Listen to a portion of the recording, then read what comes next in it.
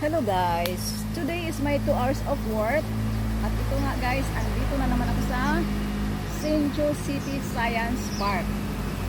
At di ako makarampa doon guys sa mga plants kasi nagdidilig ang mga maintenance.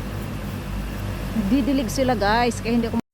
Ayan, yan si kuya, maintenance yan, nagtatabas yan ng damo. Tapos yan nagdidilig sila. Kaya dito lang ako guys. Try ko pa rin kahit paano. Saglit na lang na ako dito. Kasi 2 hours lang ako.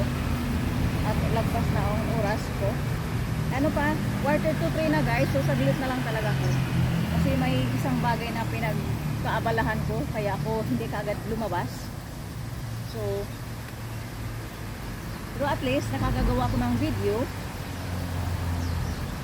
Wala talaga. Uy, pagka winter pala guys, parang nalilinis doon. Mamaya putunan ko ng video guys. Parang nalilinis siya doon So tama na ito. Ano ko na